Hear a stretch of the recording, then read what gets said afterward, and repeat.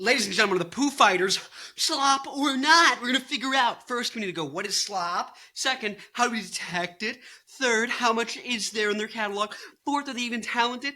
And finally, what are you going to think? What are other people going to think? I'm going to tell you if they're slop or not. So first, what is slop? We have the music matrix, energy 0 to 11, catchiness 0 to 10. If something's less than a 7 in catchiness, it's called slop by people who aren't a fan of that genre. And if it's high energy and it's catchy, it's called rock. If it's low energy and it's catchy, it's called pop. But I don't really detect. He was listening to 7 and catchiness. It's like, I don't fucking know. It's like, I freaking know. Ah! Holy buckets! Okay. Energy. 0 to 3, you're going to sleep. It's nap, it's jazz, it's classical, it's blues, whatever the frick. If it's between the 3 and 7, you're dancing. Boop, rock your body right. And if it's between 7 and 11, you're getting slurpy. No, if it's between 7 you are probably starting a mosh pit. How do we know about catchiness, though? Good thing we have a little buddy named Connor Farrell, Wicked Prince of Destiny himself, who made the Catchiness Index. Catchiness has a lot of things going into it, but that's no trouble for us because we have a handy-dandy thing called predictability, which gives us a lot of a gist. If something's completely corny, low predictable, highly predictable, like a Joe Bonamassa song, it's guaranteed to be slop. If it's completely unpredictable because it's completely incoherent, then it's also slop. But if it's between being balanced and zany, and between Back in Black and Bohemian Rhapsody, then it's in the money zone. Just because it's in the money zone doesn't mean it's a hit, though. Watch out! Keeping my eye on you, baby. Just because it's in the money zone, it can still be slop. It can still be something that's just for fans of that band or genre, and it can still be a hit or a smash hit, very rare. Just because something didn't become a hit doesn't mean it wasn't hit quality. Things can be hit quality but get swept under the rug. So that gives us a good gist.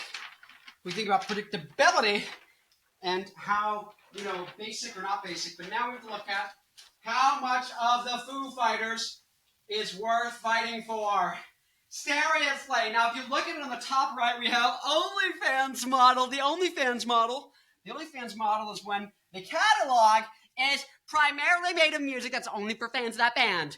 Right? Not many hits and not much slop. Look at Frank Zappa's Slayer. Things like this. Right? If you like it, you're going to get a lot out of it. Now, hit or quits is going to be like Queen and Weezer, where it's either stuff that everyone's going to like or no one's going to like. One-hit wonders, self-explanatory. Classic catalog. Mostly stuff everyone's going to like because it's undeniably good. And then a lot of stuff as well that fans are like, wow, I get a lot out of this. So the Beatles, Metallica, Daft Punk, Rage Against the Machine, less than 50-50. This is how you do. We get into trouble. It's because you got David Bowie, you got Limp Bizkit, you got Pearl Jam, you got Soundgarden, and they all have mostly hot garbage. But you go, but I think they're good. They can be good and still have a lot of bad records they've put out as well as all the good music they put out. You could say David Bowie or, Limp Bizkit is the greatest of all time. For the songs that are good, they're so much better than everything else to me that they're the greatest of all time, even though the ratio of their catalog is less than 50-50 quality. Now, a 50-50 quality is like, Led Zeppelin, Nine Inch Nails. It's like 3 albums that are amazing, iconic, 3 albums that are like, just for fans, 3 albums that are complete slop. Where do the Foo Fighters taste Grohl cheated on his wife? Yay! Where do the Foo Fighters go? Taylor Hawkins' gravesite? No. They don't care. Where do the Foo Fighters go? The Foo Fighters go in the less than 50-50. What? Sussy Baka. But that's not the point. We're going to move on. We're going to move on because like the Foo Fighters, they will move on from Taylor Hawkins. You will move on with me into the next part of the video. Now, let's cheat on our wives. Just kidding. Let's not get married unless you're a Latino watching Hit Me Up Austin, Texas. Now, we look at the 3 different categories. We got brand, we got musicianship, we got songs. If you just care about a cool t-shirt, Foo Fighters are mid. They get a yellow in this category. Yellow means mid. Now, if you just care about virtuoso musicians, they also get a yellow because they have cool stuff in there that makes you want to learn the instrument, but also like You're not really noticing it unless you're listening for it. Now, songwriting, they get a green, but the catalog is inconsistent. So in general, people are going to say they're kind of good, but kind of like, they're good for what they're good for, which is a couple good songs. The rest is like, okay, right? And so that's what, people kind of feel. People are not going to be really controversial. Controversy is when they're really great in one thing and really bad in the other. The people who care about the good thing are going to say they're amazing. The people who care about the bad thing they're bad in are going to say they suck. What? I know. What? I'm in the middle of the video. I know. When you're done, can I correct my mic? You can go now. Go now. Okay. Now, so what are people going to think? What do you think? So here's the thing. So let's look at a 10 out of 10. So most people think about, what are my top 10? How do I rank them, right? And so my top 10, all my life I've been looking for some, hey, don't let it go to waste. I'm going to hit the taste. We got Monkey Wrench, don't want to be a monkey bench. And what do they say? It's not like the other Pretender. And there goes my hero. And then spread my legs, don't learn to fly. And ever long, I'll wait here for and then walking a line.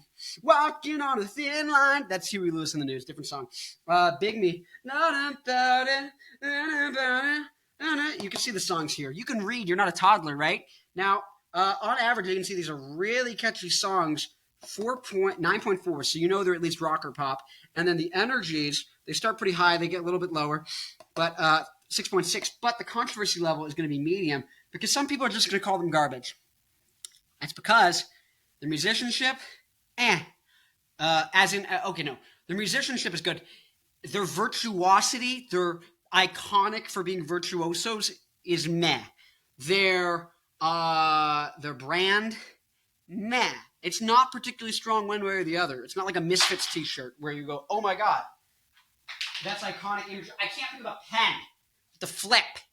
Okay, so this is going to split people, and the catalog is mostly dog shit. So that's also going to say people saying they're bad. So they're good, but they're also bad, but which would you care more about? The consistency? Do you care about the relative amount? Do you care about, for me, I prefer bands that are higher energy on average, and so maybe you go, oh, they're bad. So there's things that kind of cause some controversy, not really that one. But let's go 6.6. This is where you expect them, kind of like a middle-of-the-road kind of punk level energy. Nirvana is maybe up here. They're right about there. But then some of the Nirvana stuff is like down here. Anyways, but Foo Fighters are right about here. Go all the way over to 9.4 for rock. They get called rock, pop, a little bit punky. And that's what you expect. But overall, are the Foo Fighters slop or not? Well, if you're going off, here's what I think. You're either going to say, they're kind of good, or you're going to say, they're kind of good, but they're mostly slop. It's slop. So that's what you're going to say. That's what you're going to say. Because here's the thing. Their catalog looks like this, and then put some dots around here and here and here. Well, no. They have songs that are really catchy, and then the rest are like here.